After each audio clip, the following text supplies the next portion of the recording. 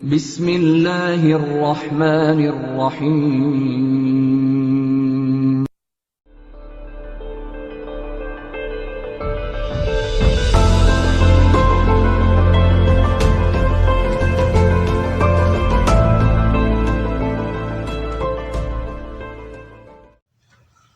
बिस्मिल्लाहिर्रहमानिर्रहीम। अस्सलाम वालेकुम।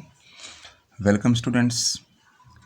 आज क्लास 9th चैप्टर नंबर 17 जिसका नाम है प्रैक्टिकल ज्योमेट्री।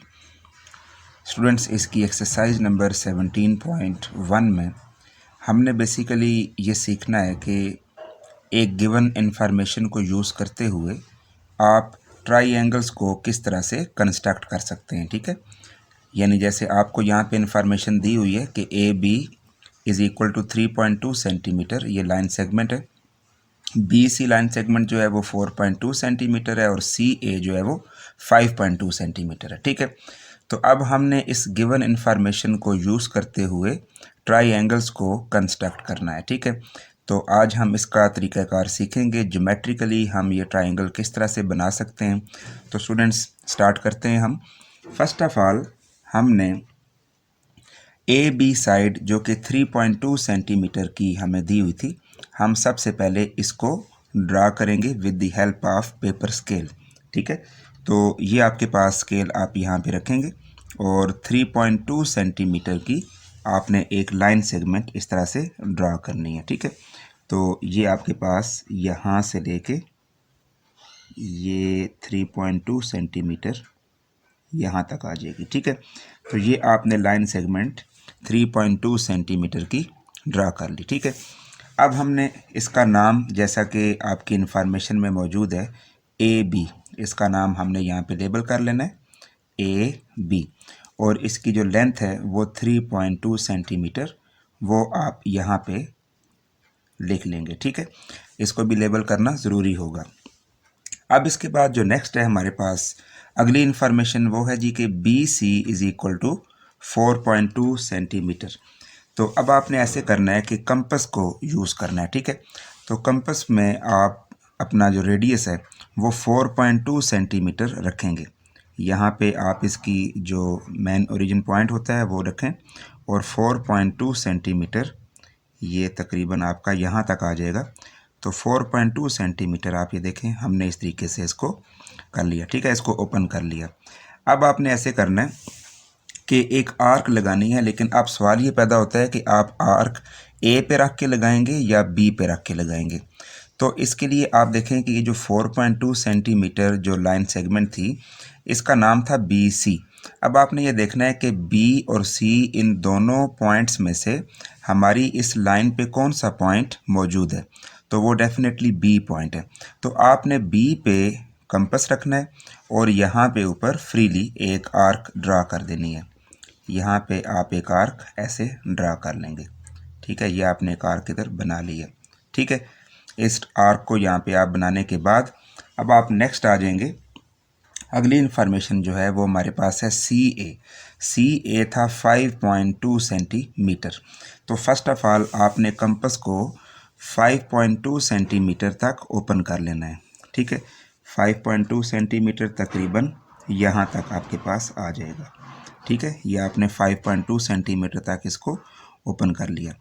अब आपने ये देखना है कि हमारे पास सी और ए में से कौन सा पॉइंट हमारी लाइन सेगमेंट में मौजूद था, तो वो डेफिनेटली ए पॉइंट है। तो आपने अपना कंपस पॉइंट ए पे रखना है और यहाँ पे एक आर्क ड्रा कर लेनी है। अब आप ये देखेंगे कि ये जो अब आप आर्क लगा रहे हैं, ये पहले वाली आर्क को एक ख़ास पॉइंट पे इंटरसेक्ट कर रही है। ठीक है, तो वो जो इनका इंटरसेक्शन पॉइंट है, आप उसको, ए बी तो हमारे पास मौजूद था, एक थर्ड जो वर्टेक्स है वो हमारे पास सी है, तो वो आप उसको सी का नाम दे दें।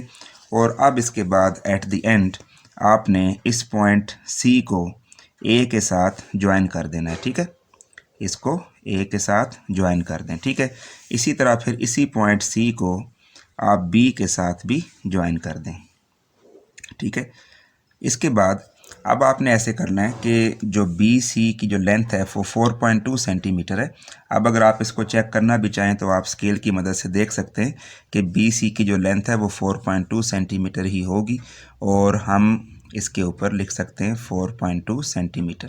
इसी तरह सी ए की जो लेंथ है वो 5.2 सेंटीमीटर थी, तो सी ए जो लाइन सेगमेंट है उसकी जगह पे 5.2 सेंटीमीटर हम लिख देंगे। तो स्टूडेंट्स ये थी हमारे पास रिक्वायर्ड ट्राइंगल जो कि हमने यहाँ पे ड्रा की। तो ये था आपका पार्ट नंबर 1 जी। तो स्टूडेंट्स इसके बाद अब हमारे पास है पार्ट नंबर 4। पार्ट नंबर 4 में आपके सामने ये एक इन्फॉर्मेशन दी हुई है। तो चलें अब हम देखते हैं कि इस इन्फॉर्मेशन के अकॉर्डिंग हम किस तरह से ट्राइंगल को ड्रा कर सकते हैं। ठीक है, तो फर्स्ट ऑफ ऑल आप ये देख सकते हैं कि हमारे पास जो पहली इन्फॉर्मेशन है वो है ए बी 3 सेंटीमीटर। ठीक है, तो आपने ऐसे करना है कि ए बी 3 सेंटीमीटर ड्रा करनी है। ठीक है, एक लाइन सेगमेंट आपने ली जो कि 3 सेंटीमीटर आपने ड्रा करनी है। तो ये आपके पास 3 centimetre A B line segment draw होगी। ठीक है, तो फर्स्ट ऑफ ऑल अब हम यहाँ पे लिखेंगे A B and it is 3 centimetre long. ठीक है, अब इसके बाद हमने ए सी से पहले एक एंगल यहाँ पे दिया हुआ है कि जो आपको बोला जा रहा है कि 45 डिग्री का एंगल है। ठीक है, तो हमने पॉइंट ए पे 45 डिग्री का एंगल ड्रा करना है।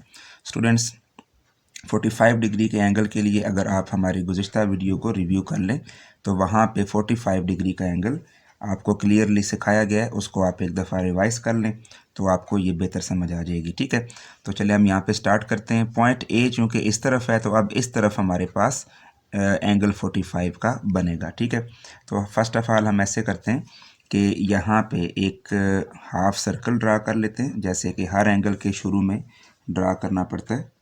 तो आपने यहाँ पे एक हाफ सर्कल ड्रा कर लिया। ठीक है, अब आपको पता है कि 45 डिग्री के एंगल के लिए हमें एक 0 डिग्री का एंगल रिक्वायर होता है, हेल्पिंग एंगल, और दूसरा 90 डिग्री का। इन दोनों की हेल्प से आप 45 डिग्री का एंगल बनाते हैं। तो फर्स्ट ऑफ ऑल हमें देखें ये जो एंगल मिल रहा है ये 0 डिग्री का है यहाँ पे, तो एक हेल्पिंग एंगल तो आपका बन चुका है। अब 90 डिग्री का हम कैसे बनाएंगे? आपको पता है कि 90 डिग्री के लिए आपको यहाँ से इधर से एक फर्स्ट आर्क यहाँ पे लगानी है जो कि 60 डिग्री को शो करेगी, और 60 डिग्री पे रख के जो नेक्स्ट आप आर्क लगाएंगे वो ये आपके पास 120 डिग्री को शो करेगी। ठीक है, यानी हम इसको लिख सकते हैं कि ये आर्क 60 डिग्री एंगल को रिप्रेजेंट कर रही है और ये जो आर्क है वो 120 डिग्री एंगल को रिप्रेजेंट कर रही है। ठीक है, अब हमने ऐसे करना है कि 60 डिग्री पे रख के एक आर्क यहाँ पे लगानी है। ठीक है, और एक आर्क फिर 120 डिग्री पे रख के आप यहाँ पे लगा देंगे। जब ये दोनों आर्क्स आपस में इंटरसेक्ट करेंगी तो आप ये देख सकते हैं कि ये जो दोनों आर्क्स हैं इनका इंटरसेक्शन पॉइंट ये जो हमारे पास बन रहा है, अगर मैं इसको पॉइंट ए के साथ मिला दूंगा तो ये मेरे पास एक 90 डिग्री की लाइन बनेगी। लेकिन चूंकि 90 डिग्री का एंगल हम सिर्फ हेल्पिंग एंगल के तौर पे बनाना चाह रहे हैं तो आप सिर्फ इसका यहाँ पे एक निशान लगा देंगे, जैसे कि 60 और 120 के भी दो निशानात यहाँ पे मौजूद हैं।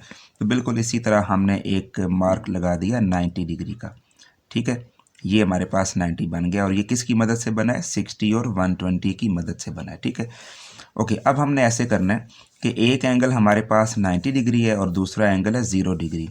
इन दोनों के दरमियान में चूँकि 45 डिग्री का एंगल बनता है। ठीक है, तो हमने कंपास की मदद से एक आर्क लगानी है 0 डिग्री पे रख के।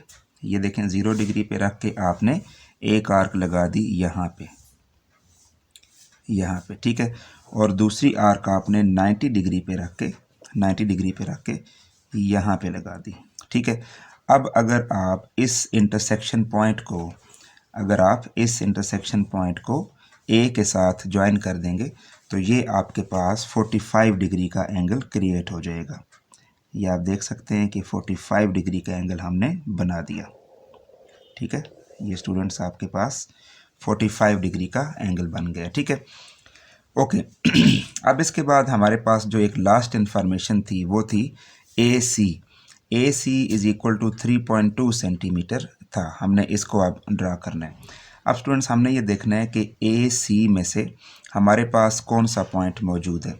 हमारे पास ए और सी में से ए पॉइंट जो है वो एग्जिस्ट करता है। ठीक है, हमने करना ये है कि कंपास को 3.2 सेंटीमीटर ओपन करना है। ठीक है, यहाँ पे आप कंपास रखें और इसको 3.2 सेंटीमीटर तक इसको आप ओपन कर लें। ठीक है, अब आपने ऐसे करना है कि ए पे अपनी कंपास रखनी है और सी पे यहाँ पे।